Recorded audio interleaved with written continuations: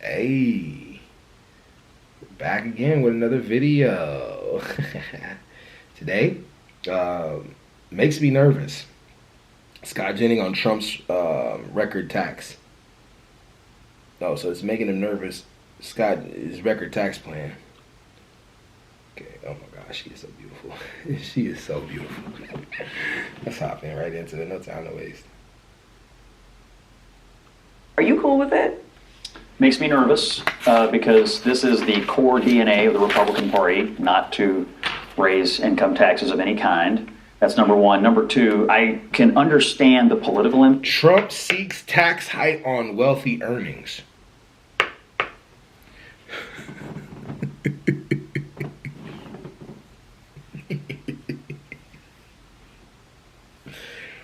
We on the Democrat. I'm not Democratic, but I would say no. I don't actually. Every time I take a test, I'm smack dab in the middle. But I know why he seeks tax hikes on wealthy earnings, because that's where the money's really gonna come. Like, you can't keep taking it from the poor. Like, you can't keep taking it from poor and middle class. It's not enough. But you can take an extensive amount from them. Like, you can tax. I'm not gonna say take. You can tax an extensive amount from them, and it could definitely be a big help. We know what Trump's thinking. If he's gonna do what he's gonna do, it's gonna require the rich to play ball. They're gonna have to play ball. If you want to do his tariffs, you're gonna have to play ball. Y'all are gonna have to play ball. Impulse, because if you do it, it takes off the table the Democratic attacks. Oh, you're just cutting taxes for They the would wealthy. throw parties for him, probably, because this is what they've wanted. Number three, what I worry about tactically is that it will probably split the Republicans in the House and the Senate. You may have some that go with him and some that don't. And it's already a fraught enough process to get reconciliation done that this could be a wrinkle. The most important thing they can do is make permanent the president's tax cuts. If they don't do that, that'll be the largest tax increase in American history. That's project one. To me, if this endangers that makes me nervous for the president's overall agenda. I think one of the reasons, though, that we're even talking about this is because somewhere, somehow in the White House, they're realizing that the math isn't mathing. Yeah. That they're going to have to figure out how to make all of these promises work. And it's going to cost a lot of money. And the tariffs are not sustainable to, quote unquote, pay for it, which is questionable whether they would in the first place. Well, not only are The man went into bankruptcy. Like, I'm not trying to point that out as the thing that we should really be the focal point of how we focus on the president and everything that he's done. But is he a good businessman? Is he a good businessman? That's all I'm gonna say. And yeah, she's 1,000% right. The math isn't mathing. Like, you need to take more money from the top now. You cut taxes for them. Now you got to bring it back, because you know what you want to do is going to cost. It's going to cost. And this is why a lot of presidents have not shaken the boat in this way. As long as the economy is flowing just fine, they're not worried about it. We truly don't know if it was sustainable. I want to look at the data to see if it really was sustainable, what we were doing prior to Trump trying to add in the tariff plan. I want to see.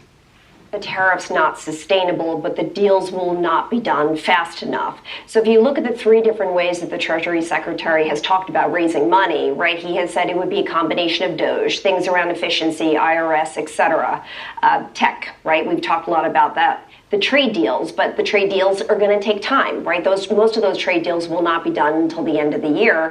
And so now we have to ask ourselves is where can we raise the funds? Now, this is only going to be about $68 billion over the next 10 years, so it's not going to be the fix. I mean, raising the taxes. Raising the taxes on the rich from yeah. 37 up to 39.6, I think it is, if you're making $2.5 million. 40, it sounds better. It rounded off, yeah. But I mean, this is why. Look, for so long, Republicans have said no raising taxes on anybody because nobody should be paying more taxes. Democrats, they historically have set that number at $400,000 or something around that number because there's a lot of support for that. 58% say that people making over $400,000 should have their taxes go up. So 58% of the country agrees that people who make over $400,000 should have their taxes go up. 100%. If you benefited off of this great country, why can't you give back to it? If you're really patriotic, like as many of you patriotic assholes talk in the comment section, if you're really patriotic, why wouldn't you want tax increases why would you want the wealthier class to contribute? not just contribute by building businesses and raking off and giving people low wages and things like that and collecting as much as you can from it, the capitalist run, which I don't have a problem with. I agree with capitalism because it can take somebody like me who is extremely in poverty to rise to be extreme success. But I also think if I rise to extreme success, I should be able to give back. Are you ready? Are you ready to do it? Number one, this is not going to happen. Two, I think this is probably some art of the deal and some trolling from Trump, where he's like, all right, let's throw this on the table and watch what happens. But the third thing is, go back to the tariffs. They will absolutely be done by the end of the year. The big ones, the most important ones, they're going to be done by the end of the year, and probably long before the end of the year. So this idea that the math doesn't add up and we got a big problem here, it's a little rich. Hold on. It's a little rich. We just don't know how much we're going to take in. It's a little rich from people that have had no problem with a massive, $1 trillion deficit to say, oh, now we got to raise taxes 2% on the rich, or we're going to run out of money. Because trade deficits are not what the president says that they are, and I think you know that. No, but they're going to get done soon. But here's the thing, let me follow. Hold on a second, Anna. Let me follow your logic just for a second here. The trade deals get done. Let's say that they get done. Presumptively, the goal of the trade deals is to lower the tariff rate. So that actually should reduce how much money is coming in to the Treasury coffers. So how does that help Trump, balance this budget? Good question. I think there's two things. Number one, the Trump tax cuts is what he cares about the most. Two, he cares about getting a better deal for the U.S. and exports and new jobs. Sure, if you have more Americans that are hired because you have more manufacturing, because you have trade deals that are actually helping American workers, they pay taxes. Before the end of the calendar year? Taxes. I think that's the part that people are skeptical So if about. Americans make more money in manufacturing, and that's what the president said, we need better jobs, we need to stop exporting jobs, we need to have more manufacturing in the U.S., you're going to have a lot of taxes that are going to be paid. And if you have money that's actually coming in from tariffs, as we change some of these, which there is more money coming in now, I think there'll be more money than over last year when this is all said and done as well, you have a better plan for this country from the president. So I don't think this is some crazy idea. And again, the idea that somehow now there's a massive crisis over this and he's got to raise tax on the rich, I'm sorry. Well, no. Here's the reason that he's considering. It's funny, nothing is mathing up, but they won't accept the fact that it's not mathing up. I feel sorry for the next president that has to come in. They got a lot to work on. They got a lot to build back. They got a lot they got a lot to fix. They got a lot to do. Raising taxes on the rich is that he wants to extend his tax cuts, yes. But he also wants no taxes on He also wants no taxes on Social Security. He also wants no taxes on overtime. Okay, let me say a couple. He's made a lot of promises. I'll see this tax increase on people making over $2.5 million. I will believe it when I see it, because I think there is a reason why the wealthiest men in the world were all standing there at his swearing in, and there is a reason why all of these crypto grifters are giving him all of the money that they're giving him at these fundraisers. I really have an issue when and I've heard a lot of people talk about short-term pain and it'll be done by the end of the year.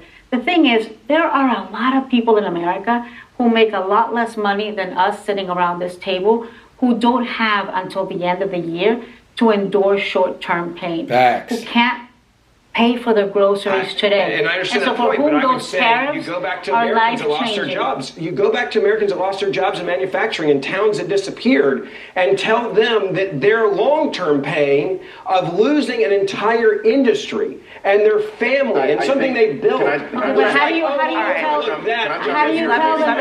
tell them that when they can't pay for the doll for their kid? How do you tell them that when they can't pay for their groceries this week? Hold on, Ben. Sorry. Listen, or me and Scott, we'll just have our own little show. Listen, I think you're betting on some level of consistency, Ben. And I think you're betting on some level of actual policy. And what the president hasn't done is laid out any of that. Yeah. When we're talking about tariffs, the first deal that was cut with a major country is who? The UK. Yeah. We said who came first. We have a $12 billion surplus with them. It does absolutely nothing to our bottom line. It doesn't help us pay for those things. That's totally not true. That is completely a lie. That's wrong. That's totally wrong. We couldn't get our beef into the UK. So we got to deal with the UK. That's good, though. We got to give the president I guess credit on that. But we definitely got to, Let me let reasons Alexis why that's answer. wrong. You're right about the $12 billion surplus, right? If you look at them, and they're the sixth largest economy in the world, right? They are not one of our top 3 trading partners. I get it. We're all focused on Canada, Mexico, and China. Although I do think we'll have a deal with India and Japan very soon. Yes. Number one, I think it's critically important they got this deal done before they meet with China this weekend. Set a precedent. Set a precedent, number one. Number two, if you look at autos, steel, aluminum, that was a big part of this deal. And so if you look at what the automakers did is they suspended guidance a week ago because they couldn't forward forecast their performance. The consistency. A key piece of this was the autos, the aluminum, and the steel, and the other part was agriculture. That is a big part of the president's agenda. The heartland. How do we protect the cattle ranchers, the dairy farmers, etc.? It was unfair. And the whole issue with this idea of taxing the wealthy is that he needs to get back to the idea of the levies on tips, the idea of removing taxes on Social Security. He's got to get back and figure out the small business owner. What are we doing to help the mainland? All right, this is for the admin zone. Facts, and there's nothing talking about it. And definitely that was a great conversation because that definitely led to hopefully by the end of the year they're right, but he's right, like they are right, where some people don't have time for all that. They need to know now. But hey, I'm out. Peace.